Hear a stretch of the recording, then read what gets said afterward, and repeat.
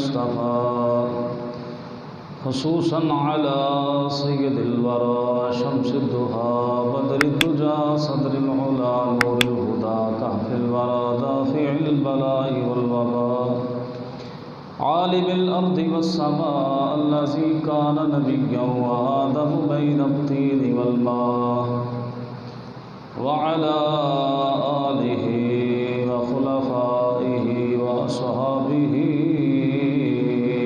وأزواجه وعترته وبناته وأوليائه وعلماء أهل سنته أجمعين.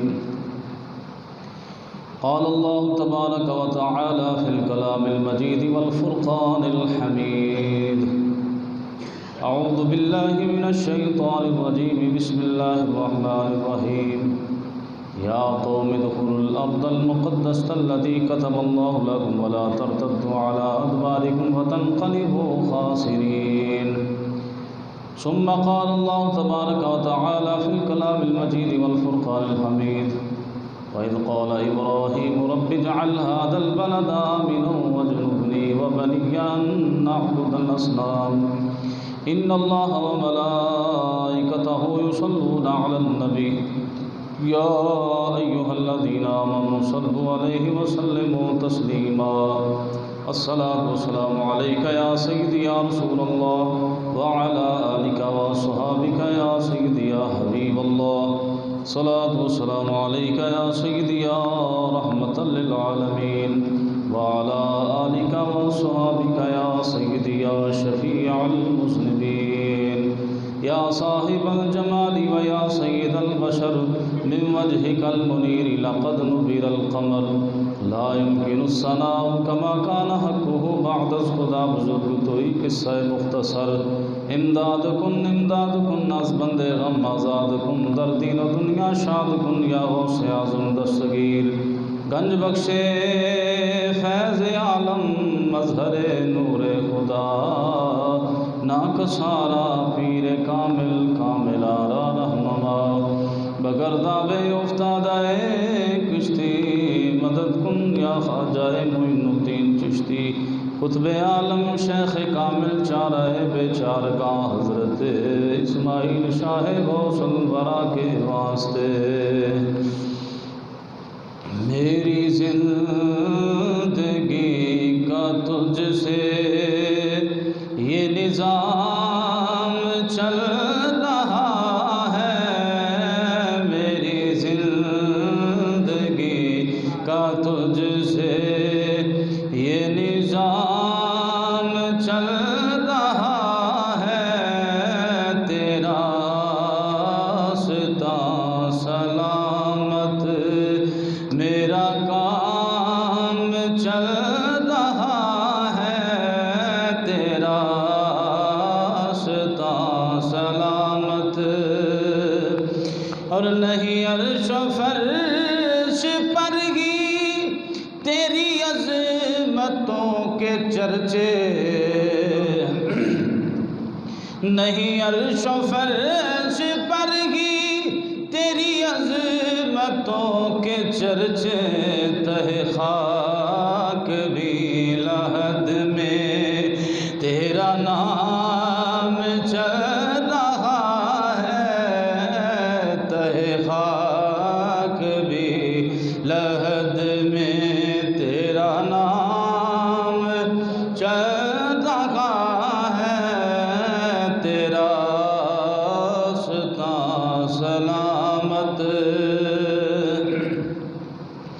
کسی وقت یا محمد کی صدا کو میں نہ بھولا. کسی وقت یا محمد کی صدا کو میں نہ بھولا. دم وقت بھی نظام یہ کلام چل رہا ہے.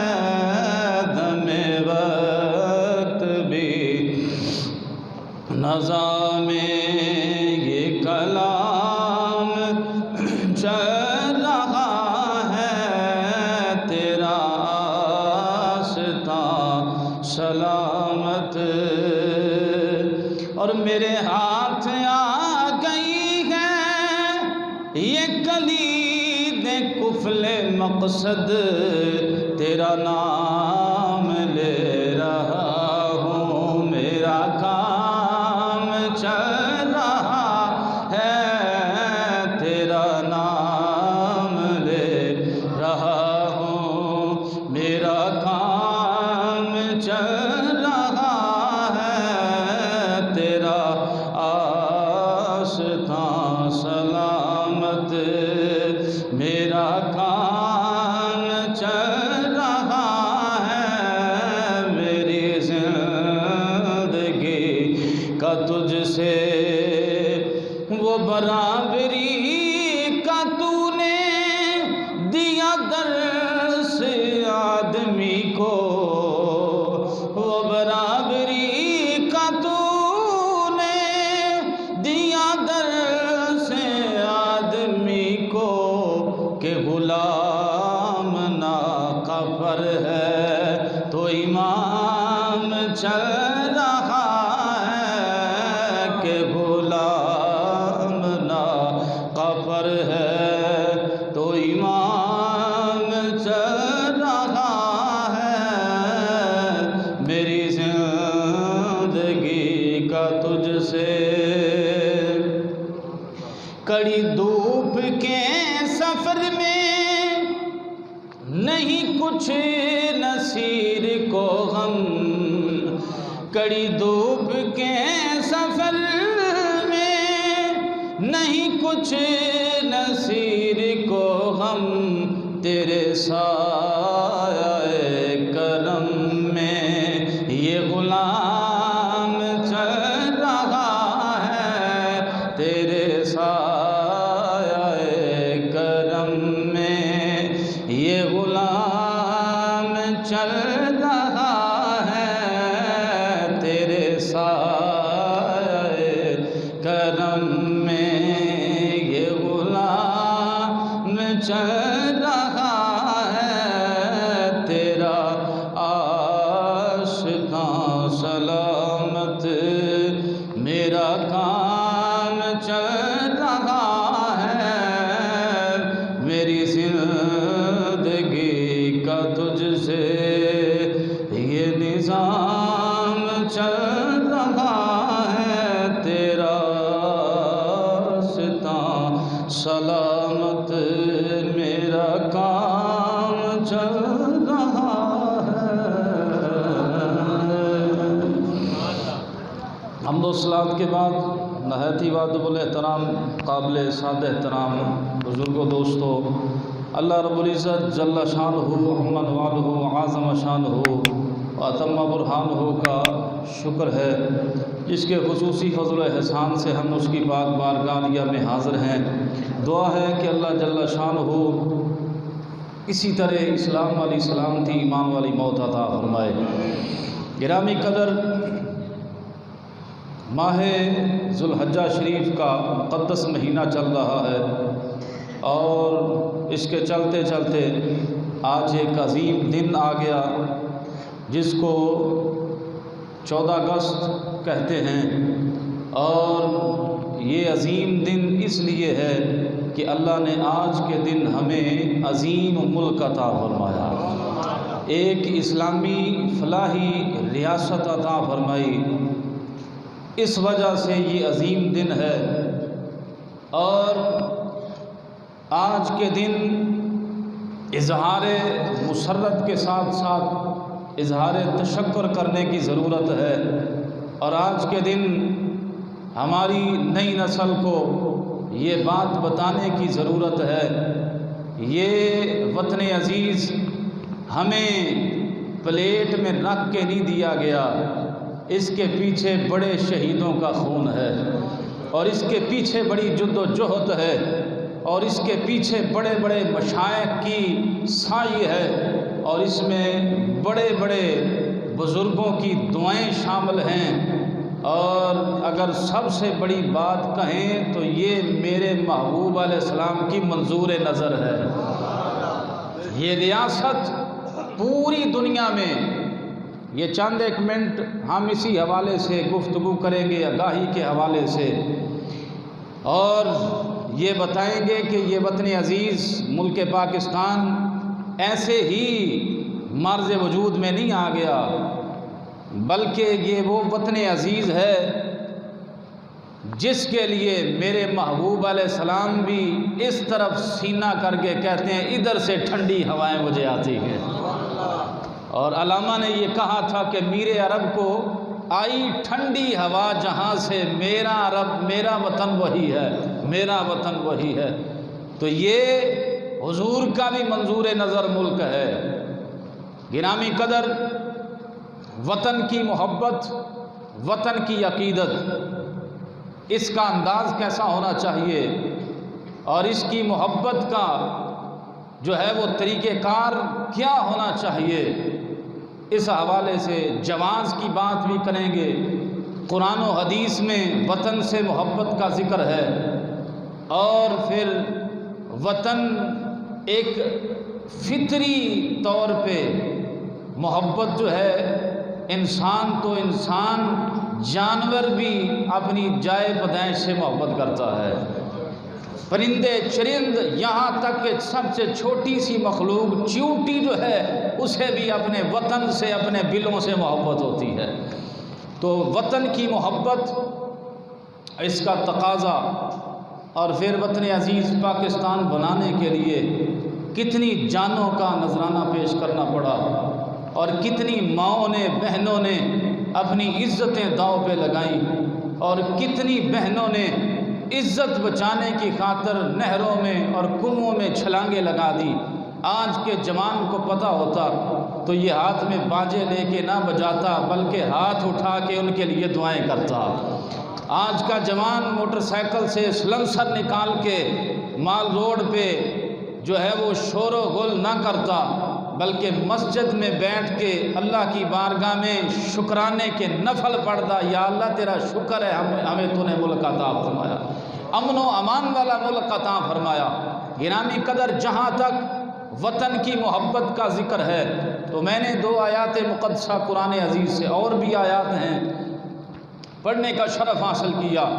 اللہ جل شانہ و سبحانہ و تعالی نے قرآن عزیز برہان رشید میں ارشاد فرمایا، جناب سیدنا موسیٰ علیہ السلام نے جب اپنی قوم سے فرمایا کہ جو مقبوضہ قبضہ شدہ زمین ہے اس پہ موسیٰ نبینا علیہ السلام نے اپنی قوم کو داخلے کا اور پھر ان کے ساتھ لڑنے کا اور پلٹ کر نہ آنے کا حکم دیا، تو قرآن کہتا ہے یا قوم ادخلوا الارض المقدسۃ التي كتب اللہ لکم ولا ترتدوا علی ادبارکم فتنقلبوا خاسرین۔ فرمایا کہ موسیٰ علیہ السلام نے اپنی قوم سے کہا ہے، قوم، مقدس وادی، مقدس جگہ، یہ بیت المقدس یا ملک شام ہے، یہاں پہ اللہ نے تمہارے لیے زمین کو مقدر کر دیا ہے، اور یہاں سے پیٹ پھیر کے تم نے نہیں بھاگنا، اگر بھاگو گے تو پھر خسارے والے ہو جاؤ گے۔ تو یہ وطن کی محبت اور وطن کے حصول کے لیے خالق کائنات نے قرآن عزیز میں دوسرے مقام پہ ارشاد فرمایا۔ حضرت ابراہیم علیہ السلام نے وطن سے محبت کا اور وطن سے عقیدت کا ذکر کرتے ہوئے اللہ رب العزت کی بارگاہ میں دعا کی، وَإِذْ قَالَ إِبْرَاهِيمُ رَبِّ اجْعَلْ هَٰذَا الْبَلَدَ آمِنًا وَاجْنُبْنِي وَبَنِيَّ أَن نَّعْبُدَ الْأَصْنَامَ۔ فرمایا یاد کرو محبوب، جب ابراہیم دعا کر رہے تھے اور کہہ رہے تھے یا اللہ اس شہر مکہ کو امن کا گہوارہ بنا دے، میرے وطن کو امن کا گہوارہ بنا دے، تو علماء کہتے ہیں یہ وطن کی محبت میں ابراہیم نے دعا کی، اور وطن کی محبت ہی تھی جس محبت میں آپ نے اپنی اولاد کو، اپنے اہل و عیال کو اس وطن میں بے آب و گیا سرزمین پہ چھوڑ کر آپ تشریف لے گئے اور دعائیں کی، ربنا انی اسکنت من ذریتی بواد غیر ذی زرع عند بیتک المحرم ربنا لیقیموا الصلاة فاجعل افئدة من الناس تہوی الیہم وارزقہم من الثمرات لعلہم یشکرون۔ آپ نے سکونت کی اور یہ دعا کی، یا اللہ میری اولاد کو اس وطن پر لوگوں کے دل ان کی طرف مائل کر دو، اور ان کو کچھ پھل عطا کر تاکہ یہ شکر ادا کریں، یہ نمازیں قائم کریں۔ تو یہ وطن کی محبت کے لیے آپ نے اولاد کو یہاں پہ چھوڑا تاکہ وطن میں میری اولاد کی بڑھوتری ہو، اور یہاں وطن کی آباد کاری کے لیے آپ علیہ السلام نے دعائیں کی۔ گرامی قدر، وطن کی محبت اور وطن کی سکونت اور وطن کی چاہت، میں نے ابتداء عرض کیا، یہ فطری عمل ہے۔ انسان تو انسان کیا، جانور بھی اپنے وطن سے محبت کرتے ہیں، پرندے بھی اپنے وطن سے محبت کرتے ہیں، چیونٹیاں بھی اپنے وطن سے محبت کرتی ہیں۔ یہ جو چھوٹا سا گھونسلہ ہوتا ہے یہی پرندوں کا وطن ہوتا ہے۔ یہ آپ دیکھتے ہیں صبح پرندے اڑتے ہیں روزی کے لیے، دانے کے لیے، پانی کے لیے، اور شام کو کس نے بتا دیا واپس اپنے گھر میں آ جاؤ، اور کس نے وطن کی محبت کو دل میں ڈال دیا۔ گرامی قدر، خالق کائنات جل جلالہ نے یہ وطن کی محبت فطری طور پہ انسان تو انسان کیا جانوروں کے دلوں میں بھی رکھی ہے، لیکن انسان ہو کے بھی اگر وطن سے محبت نہ کرے تو پھر اسے انسان ہونے کا حق حاصل ہی نہیں، اس کے اندر انسانیت کا پہلو ہی نہیں، کیونکہ یہ فطرت میں بات شامل ہے۔ جو جہاں پہ ہوتا ہے، جہاں پہ پیدا ہوتا ہے، جہاں پہ اس کی قیام گاہ ہوتی ہے، اس جگہ سے اس کی انسیت ہو جاتی ہے، انس ہو جاتا ہے، پیار ہو جاتا ہے۔ بندہ 4 دن، یہ سادی سی بات کر رہا ہوں، 4 دن پرائے گھر چلا جائے تو نیندر نہیں ہوتی، جو گھر نیندر ہوتی ہے۔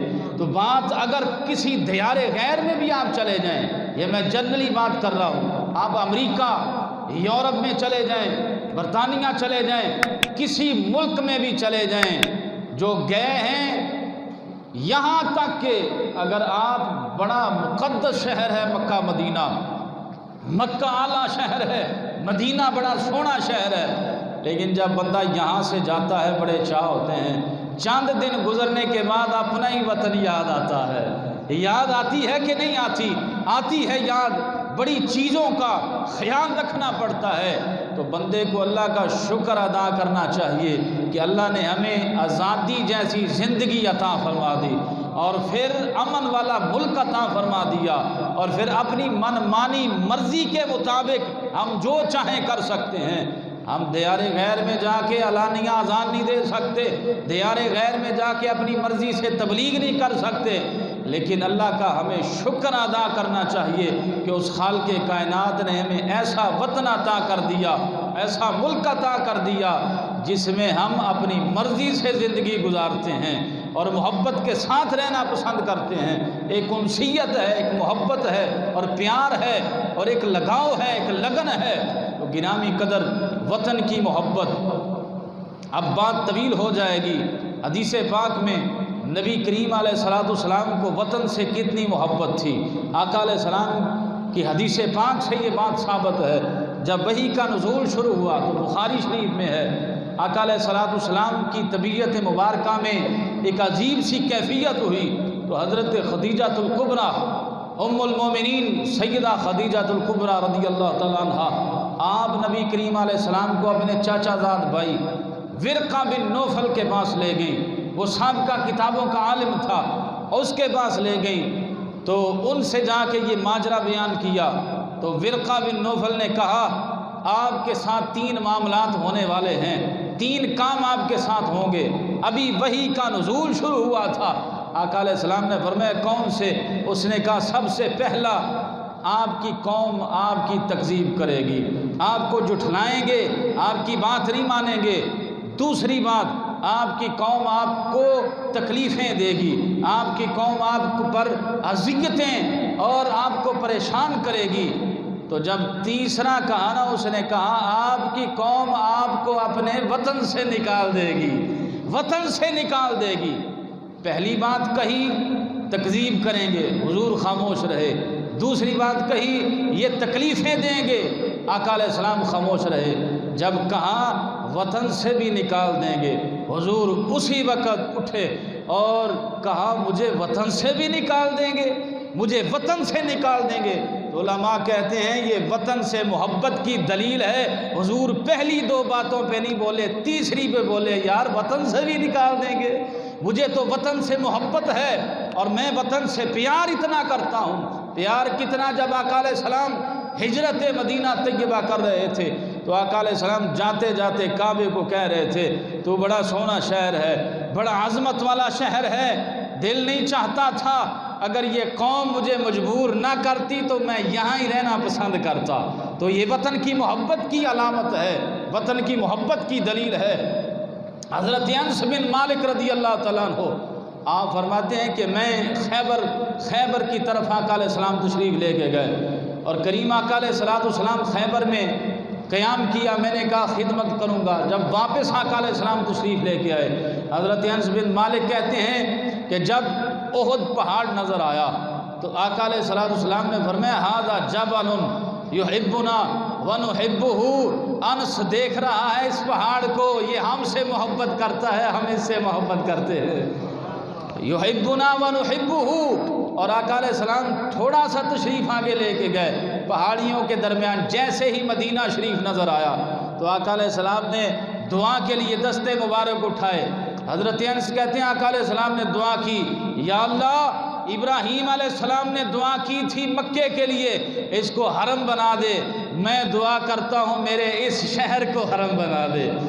تو یہ شہر اور وطن کی محبت کی دلیل ہے۔ آقا علیہ السلام وطن سے محبت کرتے ہیں۔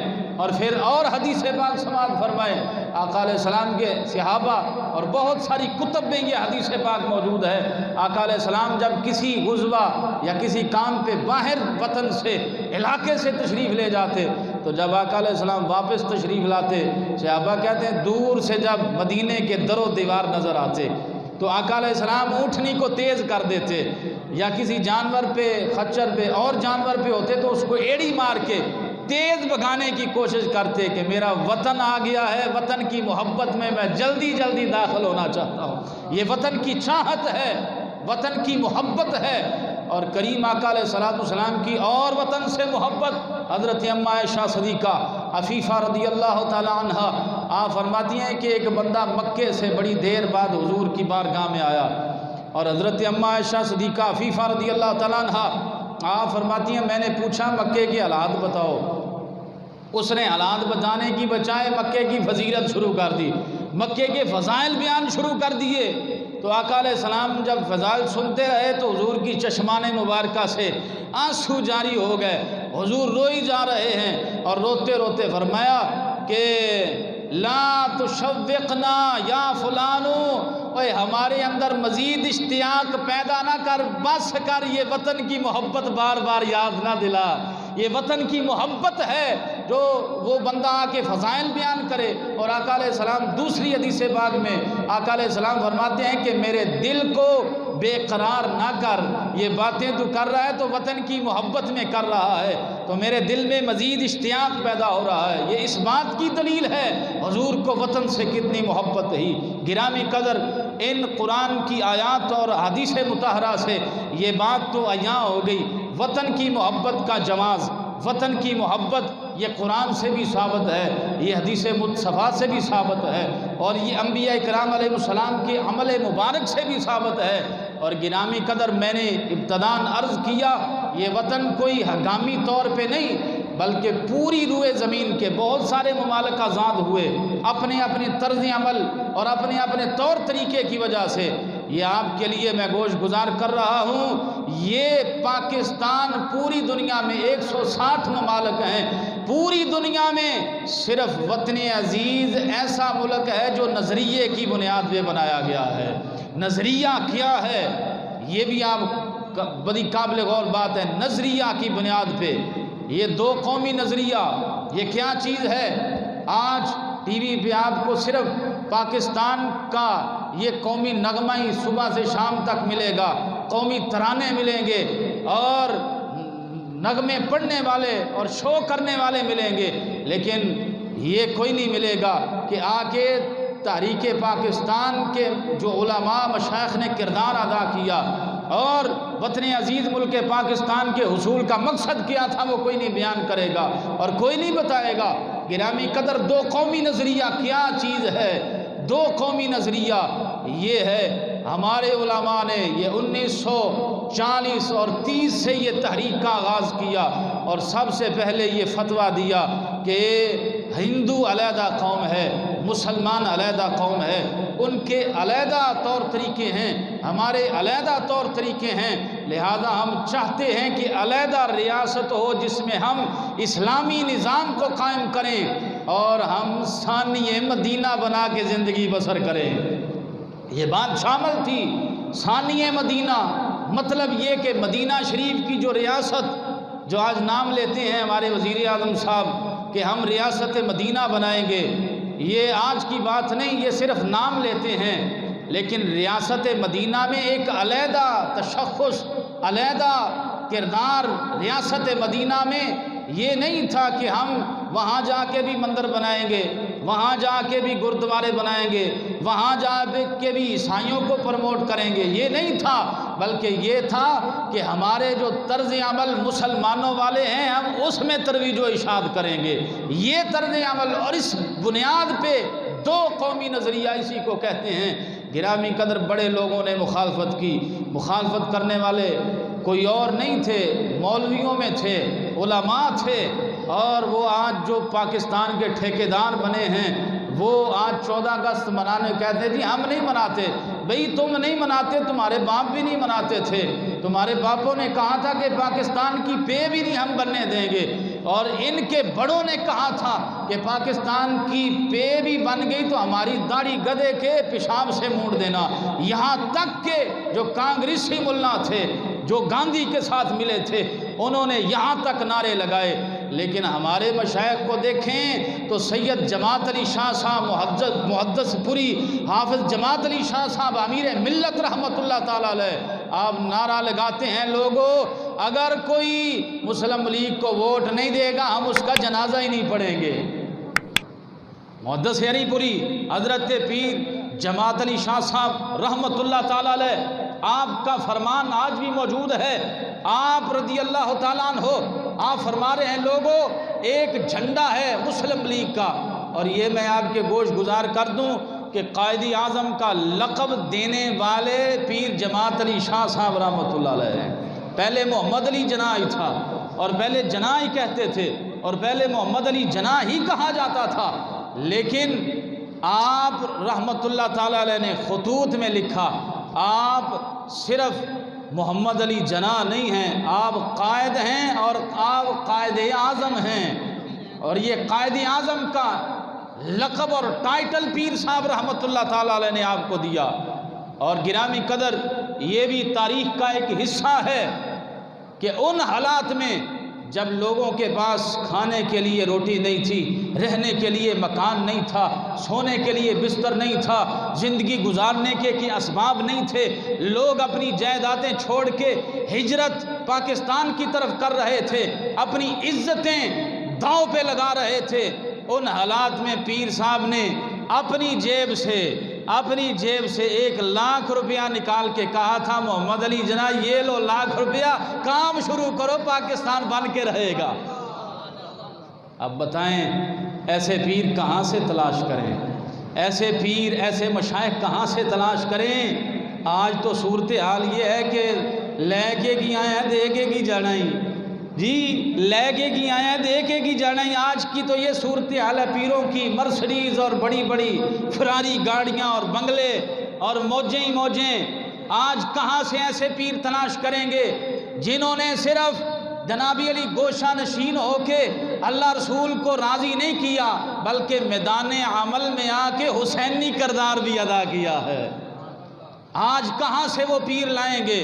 پیر سید جماعت علی شاہ صاحب رحمۃ اللہ علیہ نے یہاں تک اعلان فرمایا، جو آخری کانفرنس ہوئی سنی بنارس کانفرنس، اور یہ 1946 میں پیر صاحب نے اعلان کیا کہ جو ہمارے تحریک کے ساتھ یعنی قائد اعظم کے ساتھ نہیں دے گا وہ میرا مرید ہی نہیں، میں اس کو بیعت ہی نہیں کرتا، اور آپ نے فرمایا اس کو مسلمانوں کے قبرستان میں بھی ہم دفن نہیں ہونے دیں گے۔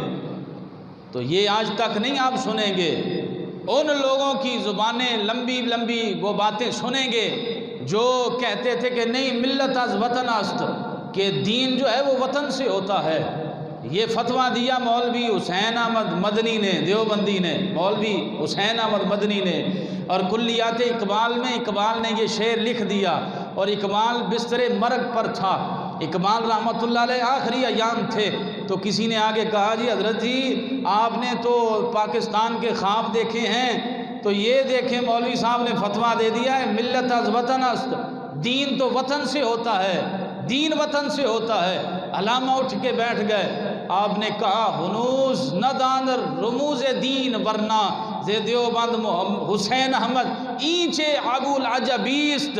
آپ فرماتے ہیں کہ ابھی تک مولویوں کو دین کی رمز کا پتہ نہیں چلا، اس نے یہ کیسی بات کہہ دی ہے کہ وطن سے دین ہوتا ہے، فرمایا وطن سے دین نہیں ہوتا۔ علامہ نے کہا وطن سے دین نہیں ہوتا، یہ ممبر پہ بیٹھ کے کہہ رہا ہے کہ برسر ممبر سرود کہ ملت از وطن است، کہ ملت وطن سے ہوتی ہے، یا ممبر پہ بیٹھ کے کہہ رہا ہے چے خبر مقام محمد عربی است۔ علامہ کہتے ہیں یہ حضور کے مقام سے کتنا بے خبر ہے، اور علامہ نے بات ختم کر دی، کہا بے رساں بمصطفیٰ بے رساں خیشرا کہ دی ہما اوس گربا انا رسیدی تمام بول حبیز۔ فرمایا کہ حضور کے دامن کرم کو چھوڑ کے اگر کوئی چاہے میں دیندار ہو جاؤں، فرمایا وہ ابو لہب تو ہو سکتا ہے، وہ دیندار نہیں ہو سکتا۔ تو فرمایا کہ یہ دین وطن سے نہیں ہوتا، وطن سے دین نہیں ہوتا، دین سے وطن ہوتا ہے، جہاں دین ہے وہاں وطن ہے۔ لیکن وہ مولویوں نے کہا کہ نہیں وطن سے دین ہے۔ جنہوں نے کانگریس گاندھی کی آندھی کو دیکھا اور اپنے ممبر پہ اس ہندو کو بٹھایا اور اس کے نعرے لگائے، آج بھی ان کی طرفداری کرتے نظر آتے ہیں، آج بھی ان کی حالت غیر ہے، آج بھی وہاں پہ مسلمان غیر محفوظ ہیں، آج بھی مسلمانوں کی عبادت گاہیں غیر محفوظ ہیں۔ لیکن ہمیں شکر ادا کرنا چاہیے وطن عزیز ملک پاکستان میں کسی کی عبادت بھی غیر محفوظ نہیں، چاہے اقلیت ہی کیوں نہ ہو، بلکہ ہم تو اقلیت کو پروموٹ کرتے ہیں۔ ہمارے تو وزیر اعظم صاحب مندر بنا رہے ہیں، ہمارے تو وزیر اعظم صاحب نے گردوارے ان کو بنا کے دے دیے، اور یہ بات شو کرا دی کہ وطن عزیز ملک پاکستان بد امن ملک نہیں ہے، یہ امن والے لوگ ہیں اور امن پسند لوگ ہیں۔ لیکن گرامی قدر اب بات تو یہ ہے جہاں دو قومی نظریہ ہے وہ بات سمجھ نہیں آتی، اور یہ بھی بات نہیں سمجھ آتی سلنسر نکال کے موٹر سائیکل چلانے والوں کو اور بھنگڑے ڈالنے والوں کو اور سبز سوٹ ڈال کے بیج لگا کے پاکستان کا نعرہ لگانے والے، یہ کوئی پاکستان کا حق نہیں ادا کر رہے۔ بھئی پاکستان ہمیں پلیٹ میں رکھ کے نہیں بلکہ 20 لاکھ لوگوں نے جانیں دی ہیں اس وطن عزیز کے لیے، 20 لاکھ لوگ شہید کیے گئے، 10,000 ماں بہنوں کی عزتیں لوٹی گئیں۔ کسی کی بہن کی عزت کو آنکھوں کے سامنے لوٹا جائے، کیسے بھائی برداشت کر سکتا ہے؟ اندازہ لگائیں یہ دل پہ ہاتھ رکھنے والی، دل پہ ہاتھ رکھ کے سننے والی بات ہے۔ یہ پاکستان ایسے نہیں بنایا گیا، بہنوں کے سامنے بھائیوں کو قتل کیا جا رہا ہے، ماؤں کے گلے کاٹے جا رہے ہیں، بیویوں کے پستان، بیویوں کی چھاتیاں کاٹی جا رہی ہیں۔ پاکستان ایسے نہیں بن گیا۔ یہاں تک تاریخ میں لکھا ہے جب سکھوں نے یلغار کی، یہ بناؤ گردوارے تم بناؤ، لیکن جب سکھوں نے یلغار کی اور مسلمانوں کو چن چن کے مار رہے تھے تو گنے کی فصل میں کماد میں جب چند مسلمان، ان کے ساتھ ایک ایسی بیوی بھی تھی جس کا شیرخوار بچہ تھا، وہ چھپ گئے گنے کی فصل میں، اور جو سکھ تھے تلاش کے لیے پھر رہے تھے مارے مارے، جیسے ہی فصل کے قریب سے وہ گزر رہے تھے، بچہ ہے وہ رونے لگا، بچے کے رونے کی آواز آئی تو جو لوگ ساتھ بیٹھے ہوئے تھے وہ ایسی نگاہوں کے ساتھ بیوی کو دیکھنے لگ گئے کہ اب تیرے ساتھ ہم بھی مارے جائیں گے۔ لیکن اس ماں نے کیسے کلیجے پہ پتھر رکھ کے اس کا گلا دبا دیا، یہ بولے گا نہیں اس کو میں مار دوں گی، ہم سب کی تو جانیں بچ جائیں گی۔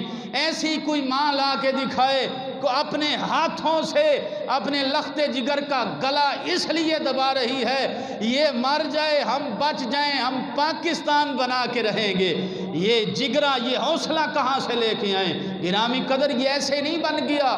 اس کی بنیادوں میں بڑے بڑے لوگوں کے خون شامل ہیں۔ حضرت فضل حق خیر آبادی جیسے مجاہد اس کے لیے شہید کیے گئے، اور گرامی قدر بڑی محنتوں اور مشقتوں سے وطن عزیز حاصل کیا گیا ہے۔ لہٰذا اس کی محبت جہاں پہ ہے، اس کی پاسداری بھی ہر پاکستان کے شہری کا حق بنتا ہے۔ اس کی محبت جہاں پہ ہے، اس کی عقیدت جہاں پہ ہے، صرف نعروں سے نہیں، صرف ترانوں سے نہیں، بلکہ وطن کی محبت کا تقاضا یہ ہے کہ وطن کی ہر چیز سے بندے کو پیار ہو، وطن کی ہر چیز سے۔ یہ تو کرایہ دار ہیں، یہ ہمارے حکمران تو یہ اس کو کہتے ہیں بزنس مین ہیں، یہ یہاں سے کماتے ہیں، باہر بھیجتے ہیں، باہر کوٹھیاں بناتے ہیں، بنگلے خریدتے ہیں، یہاں کوئی مسئلہ بن جائے دوڑ کے باہر چلے جائیں گے۔ رہنا تو ہم نے ہے یہاں پہ، رہنا تو عوام نے ہے یہاں پہ۔ یہ 74 سال آج ہو گئے پاکستان پہ، جناب بندہ ایسا بندہ مسلط، یہ مسلط ہم نے خود کیے ہیں، اور یہ مسلط ہو گئے ہمارے اعمال کی وجہ سے۔ لیکن جو خواب دیکھا تھا ہمارے مشائخ نے کہ اس کو ثانی مدینہ بنائیں گے، یہ ہوتا ہے کبھی کبھی، ہوتا ہے بندہ خواب دیکھتا ہے اس کی صبح ہی تعبیر ہو جاتی ہے، کبھی کبھی ایسے ہوتا ہے خواب دیکھتا ہے کئی سال ہی لگ جاتے ہیں خواب پورے ہونے کو۔ لیکن امید کا دامن نہیں ہمیں چھوڑنا، اس خواب کو، اس خواب کی تعبیر انشاءاللہ آئے گی۔ اور جو ہمارے بڑوں نے خواب دیکھا تھا کہ ہم وطن عزیز ملک پاکستان میں نظام اسلام کو رائج کریں گے، اور اسی وجہ سے ہر گلی اور ہر کوچے سے، ہر بازار سے جب یہ تحریک اٹھی تھی تو ایک ہی نعرہ لگتا تھا، پاکستان کا مطلب کیا؟ لا الہ الا اللہ، یہ نعرہ لگتا تھا۔ آج کسی ٹی وی چینل پہ کوئی اینکر، کوئی سیاستدان یہ بیٹھ کے نعرہ نہیں آپ کو سنائے گا، کیونکہ وہ تو دین کے دشمن ہیں اور دین کی بات پسند نہیں کرتے۔ جب مولویوں کی بات آ جائے تو پھر وہ چھڑ جاتے ہیں ان کی مخالفت کرنے کو، لیکن ان کو پتہ نہیں یہ پاکستان بنانے میں علماء کا اور مشائخ کا ہی کردار تھا، اور خالی قائد اعظم تنہا نہیں تھا، اگرچہ اس کو آگے قائد بنایا تھا، صف اول میں کھڑا کیا تھا۔ یاد رکھا جائے ان کے پیچھے بڑے بڑے مشائخ کے ہاتھ تھے، اور بڑے بڑے اولیاء اکرام کی دعائیں تھیں، اور بڑے بڑے علماء اکرام ساتھ تھے، تب جا کے کہیں یہ قرارداد پیش کی گئی اور یہ منظوری ہو گئی۔ گرامی قدر پاکستان ایک اللہ کی عظیم نعمت ہے، یہ عظیم نعمت ہے، اس کو محسوس کرنا چاہیے اور اس کے ساتھ دل و جان سے محبت کرنی چاہیے۔ اور محبت کیا ہے؟ یہ صرف نماز، روزہ، حج، زکوٰۃ، مسجد نہیں، بلکہ آقا علیہ الصلوۃ والسلام فرماتے ہیں کہ میرے مدینے میں پانی کی کمی ہو گئی ہے، میرے شہر میں پانی کم ہے، میٹھے پانی کے کنویں نہیں۔ تو آقا علیہ السلام نے فرمایا جو میٹھے پانی کا کنواں خریدے میں اس کو جنتی ہونے کی ٹکٹ عطا کرتا ہوں۔ تو اس وقت یہ نہ نماز کی بات ہے، نہ روزے کی، نہ حج کی، نہ زکوٰۃ کی، نہ خیرات کی، یہ وطن کی محبت ہے۔ آئیں مل جل کے ہمیں کام کرنا چاہیے۔ گلی ٹوٹ گئی ہے تو کوئی کونسلر نہیں آئے گا، وہاں پہ ناظم اعلیٰ نہیں آئے گا، وہ ووٹ پڑیں گے تو تب بھی آئے گا، وہ ایک جتھا لے کے تب بھی آئے گا جب ووٹوں کی باری آئے گی۔ آپ کی اگر نالی خراب ہے، ایک آپ کا اگر وہ پائپ خراب ہے تو وہ کوئی کونسلر یا ناظم اعلیٰ نہیں کروائے گا، اگر گلی کے چند بندے مل کے کروا لیں تو یہ بھی ایک وطن کی محبت کی علامت ہے۔ اپنی چیز کی خود حفاظت کر لیں، یہ بھی محبت کی علامت ہے۔ تو گرامی قدر وطن عزیز ملک پاکستان ایک ایسا عظیم ملک ہے جس کو آج تک سازشوں کا سامنا ہے، یہود و ہنود اور جناب بندہ دیار غیر کی سازشیں آج تک چل رہی ہیں، لیکن انہیں اس بات کی خبر نہیں یہ وہ وطن ہے جس سے مصطفیٰ کو محبت ہے، اس سے اللہ رب العزت جل شانہ کو محبت کی علامت دیکھیں۔ محبت کی علامت یہ ہے کہ جمعے کا دن ہے اور 27 رمضان شریف ہے، اللہ نے پاکستان عطا کیا ہے۔ اور یہ ایسے ہی نہیں بلکہ اللہ نے قرآن میں ارشاد فرمایا کہ تم کیا سمجھتے ہو یہ پاک اور پلید، یہ ہندو سکھ، ان سے ہم نے علیحدہ کیوں اختیار کیا؟ لوگ کہتے ہیں یہ ہم سارے ایک ہی ہیں، کوئی بات نہیں، یہ بھی ہمارے بھائی ہیں، ہندو بھی ہمارے بھائی ہیں، ایسی بات نہیں۔ اللہ نے فرمایا وَإِنَّ لَكُمْ فِي الْأَنْعَامِ لَعِبْرَةً نُسْقِيكُم مِّمَّا فِي بُطُونِهِ مِن بَيْنِ فَرْثٍ وَدَمٍ لَبَنًا خَالِصًا سَائِغًا لِّلشَّارِبِينَ۔ فرمایا اللہ نے جانوروں میں بھی تمہارے لیے عبرت بنائی ہے۔ اللہ رب العزت نے فرمایا دیکھتے نہیں ہو تم بھینس سے اونٹنی سے، بکری سے کس طرح ہم تمہیں دودھ دیتے ہیں۔ اللہ نے فرمایا کس طرح دودھ نکالتے ہیں، وَإِنَّ لَكُمْ فِي الْأَنْعَامِ لَعِبْرَةً نُسْقِيكُم مِّمَّا فِي بُطُونِهَا، اور میں کیسے ان کے پیٹوں سے دودھ نکالتے ہیں۔ ایک طرف گوبر ہوتا ہے، ایک طرف خون ہوتا ہے۔ کبھی کسی نے دیکھا ہے دودھ دویا ہے اور دودھ میں کبھی گوبر بھی آ گیا ہو، دودھ دویا ہے کبھی دودھ میں خون کی بھی آمیزش آ گئی ہو، کبھی خون کی بھی بدبو آئی ہو۔ اور میں یہی وجہ ہے ہماری قدرت کاملہ کی کہ ہم نے ایک جانور کے گوبر اور خون سے خوشبودار دودھ نکالا ہے، پاکیزہ پلید چیزوں سے پاک چیز نکال کے اپنی قدرت کا اظہار کیا ہے۔ اسی طرح فرمایا 27 رمضان کو ہم نے ہندوؤں اور سکھوں اور انگریز پلیتوں سے علیحدہ کر کے ہم نے پاکستان بنا کے تمہیں دکھایا ہے۔ تو یہ اللہ کی شان ہے کہ پلیتوں سے پاکوں کو کیسے جدا کرتا ہے۔ تو جب پاک جدا ہو گئے ہیں تو پلیتوں کی سازش کبھی بھی کامیاب نہیں ہو سکتی، قیامت تک نہیں ہو سکتی۔ جس وطن میں داتا علی حجویری سوئے ہوئے ہوں، اور جس وطن میں خواجہ اجمیری کی دعائیں شامل ہوں، اور جس وطن میں بابا فرید الدین گنج شکر جیسے ہوں، اور اس کو کوئی میلی آنکھ سے نہیں دیکھ سکتا، اور اس پہ حملے کی بات تو دور کی بات ہے۔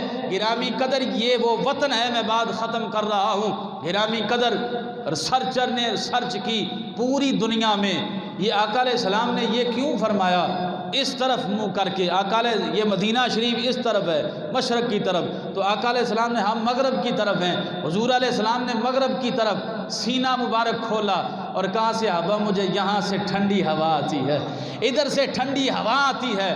تو ٹھنڈی ہوا سے مراد کوئی یہ آسمان کی ہوا ہے یا اے سی کی ہوا ہے یا فضاؤں کی ہوا ہے؟ فرمایا کہ یہ ہوا دین کی ہوا ہے، یہ دین پہ چلنے والوں کی ہوا ہے۔ تو سرچ کرنے والوں نے سرچ کی کہ پوری دنیا میں، پوری عالم اسلام میں سب سے زیادہ دین پہ چلنے والے پاکستان میں رہتے ہیں، اور پوری دنیا میں جتنے بھی حافظ قرآن ہیں سب سے زیادہ حافظ قرآن پاکستان میں ہیں، اور پوری دنیا میں جتنے بھی علماء ہیں مشائخ ہیں سب سے زیادہ پاکستان میں ہیں، اور پوری دنیا میں داڑھی اور پگڑی والے جتنے بھی ہیں سب سے زیادہ پاکستان میں رہنے والے ہیں۔ تو اسی لیے حضور نے فرمایا مجھے ادھر سے ہی ٹھنڈی ہوا آتی ہے۔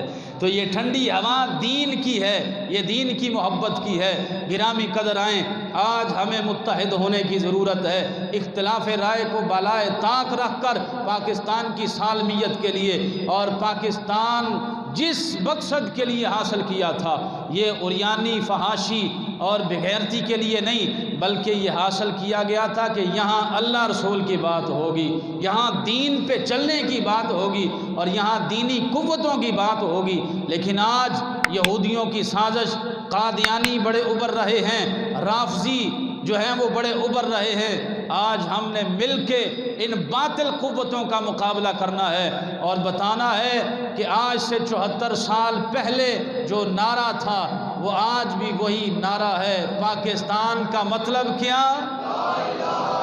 پاکستان کا مطلب کیا؟ نظام ریاست کیا ہوگا؟ محمد الرسول اللہ صلی اللہ علیہ وسلم۔ اللہ رب العزت جل شانہ رہتی دنیا تک اللہ میرے وطن عزیز کو ہر بری نظر سے بچائے، اور ہمیں وطن عزیز سے سچی محبت کی توفیق عطا فرمائے۔ وما علینا الا البلاغ المبین۔